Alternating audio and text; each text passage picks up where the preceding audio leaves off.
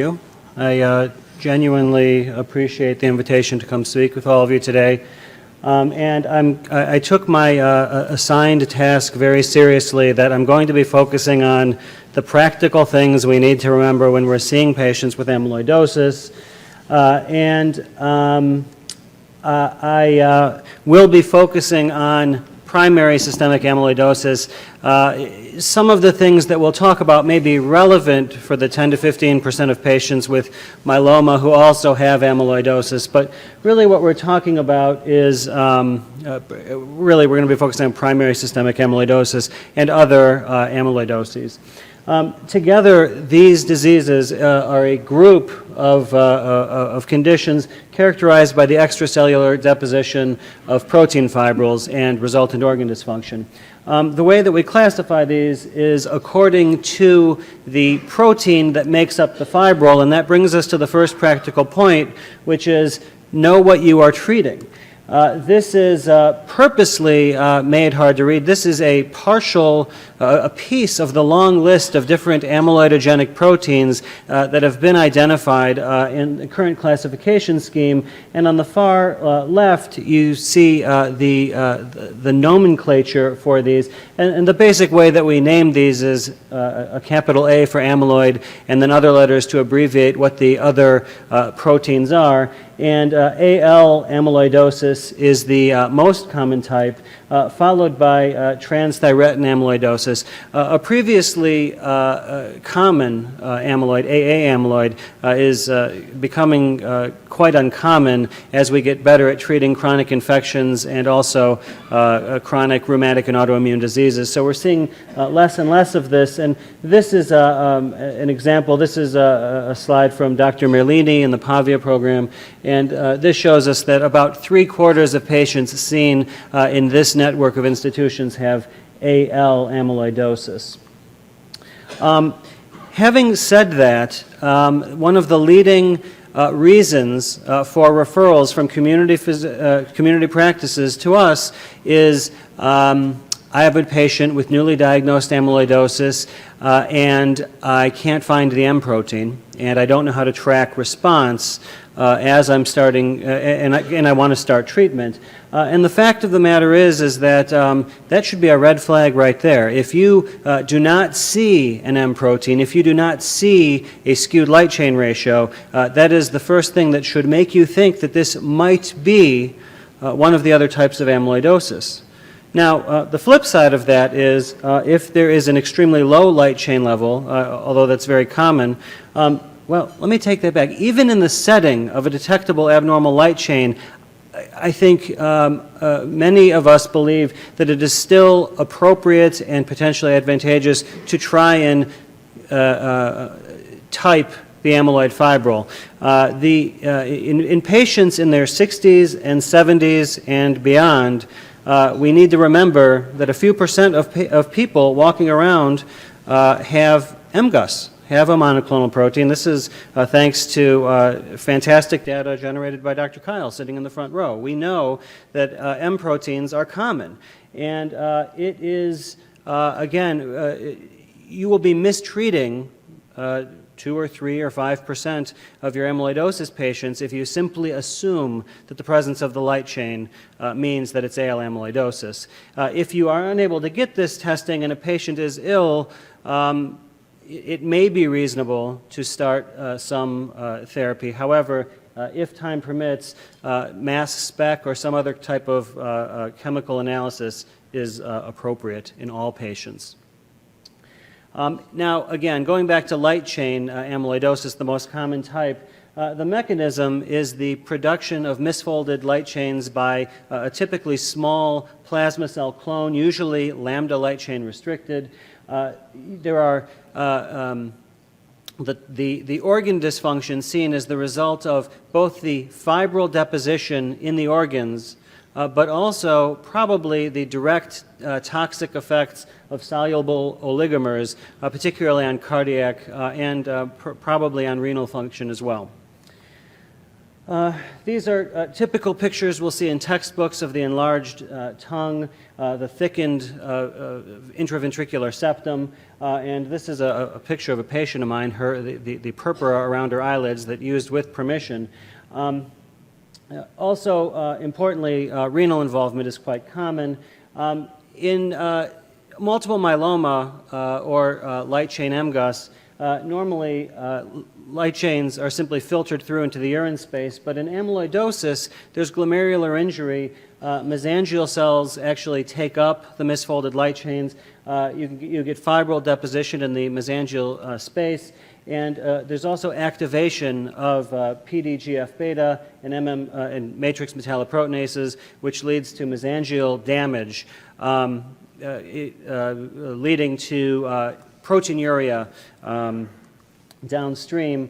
So in addition to the glomerular injury that we are used to hearing about, that we're used to thinking about in patients with amyloid, we can also actually get proximal tubular damage as the result of huge proteinuria. Both the light chains and also heavy albuminuria can quickly overwhelm the cubulin megalin system, and this triggers an interstitial damage. And so patients who have been treated for AL amyloidosis with chemotherapy successfully may have a reduction in the light chains that we mentioned. However, the persisting proteinuria can lead to this spiral of renal damage.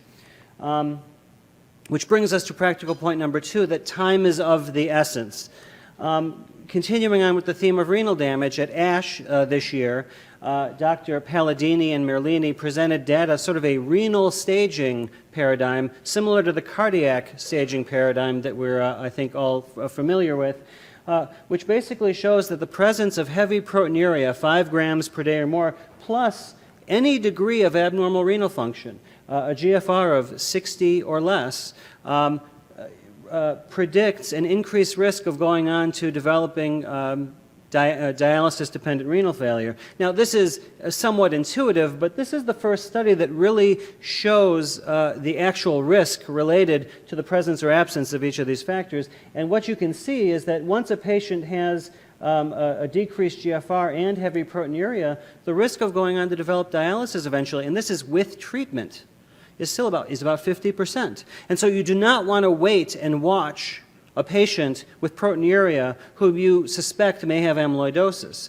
The best time to diagnose amyloidosis is the second it occurs to you that that might be what's happening, and not to watch deterioration of renal function or progression of proteinuria, or, for that matter, cardiac function in these patients.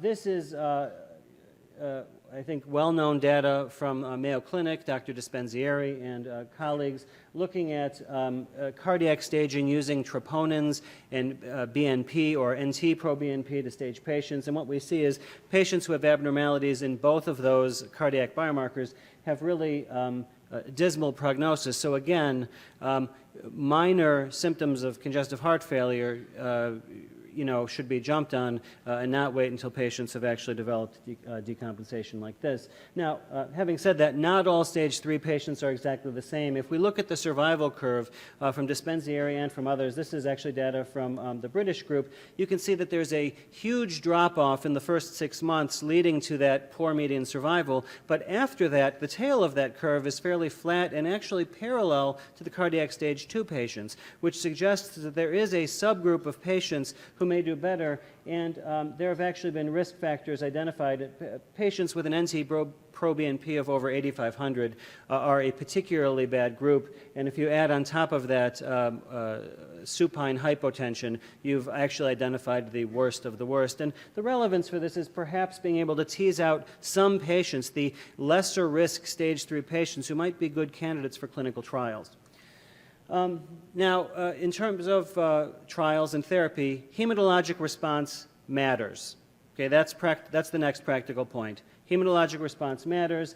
This is based on light chain response and elimination of the clone, leading to improvement in the light chain levels and also the light chain ratio. This is a major advance in the treatment of amyloidosis, since a large percentage of patients really don't have a measurable M protein at diagnosis. And M protein versus light chains has been looked at in terms of the prognostic relevance of improvements in either of those, and light chain improvement is definitely the more important outcome.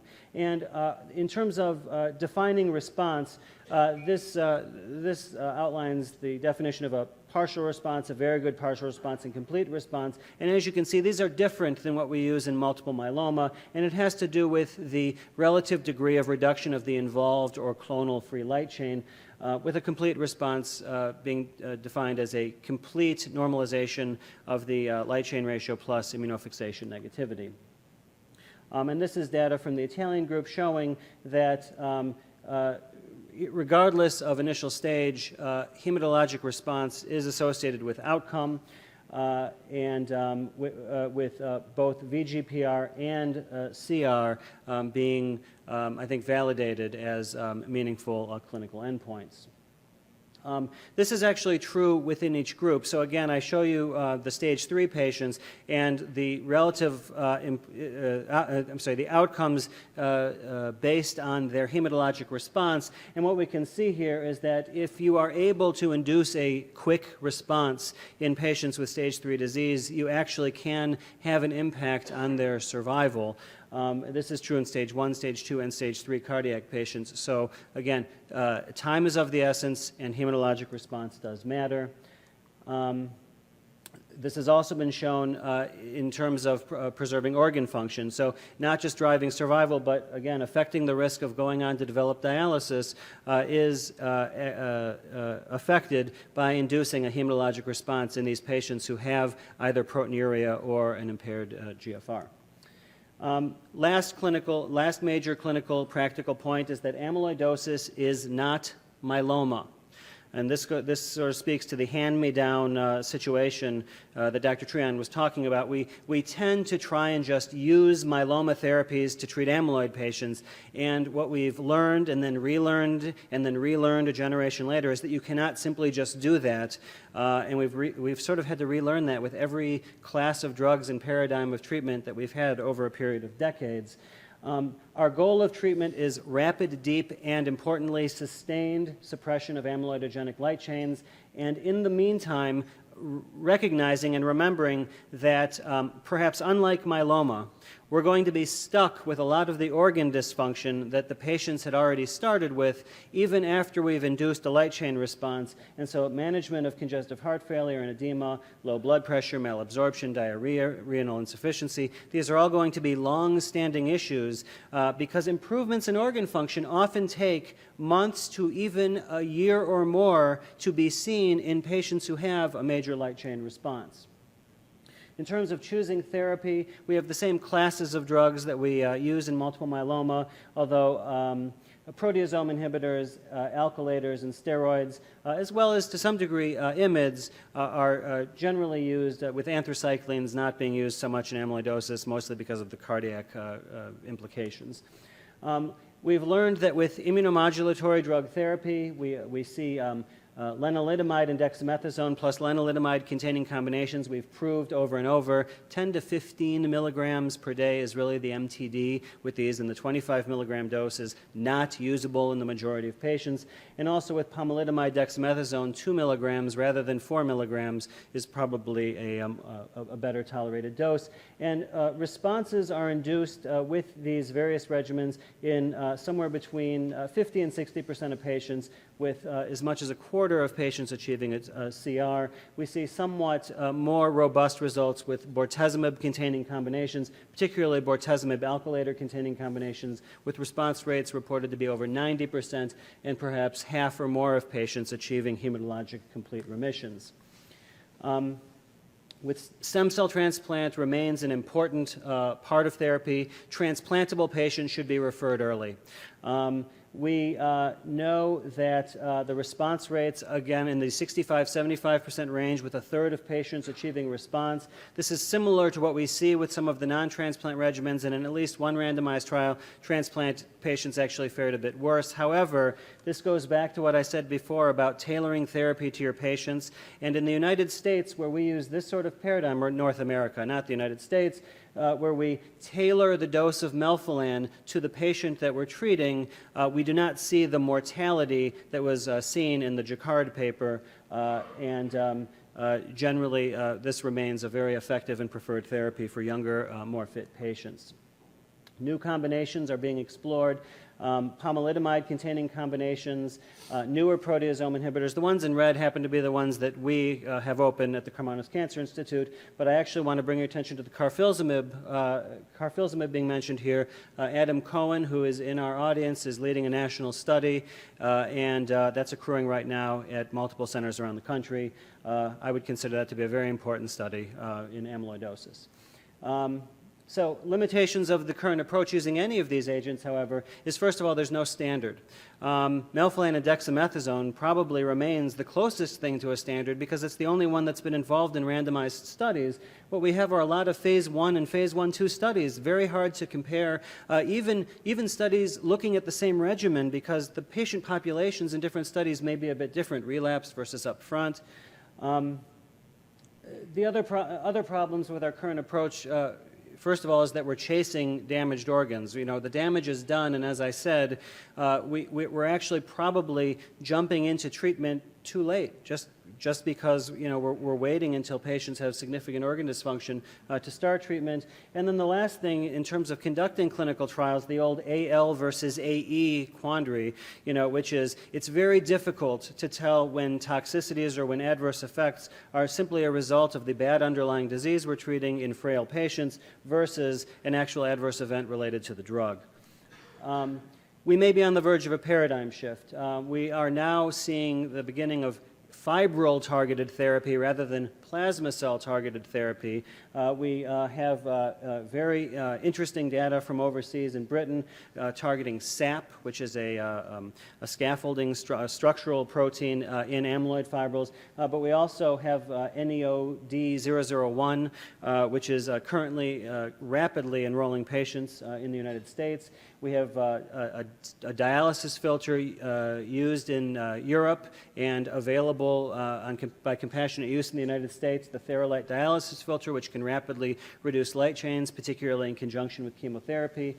And we're also seeing fibril-targeted therapies in non-AL amyloidosis, and these are a couple of examples in transthyretin amyloidosis mentioned down here. So the conclusions, the practical, hopefully, conclusions that I want to make.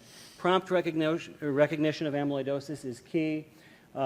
If possible, if at all possible, please try and chemically characterize the amyloid fibril to make sure that you're starting in the right lane when you're off to the races.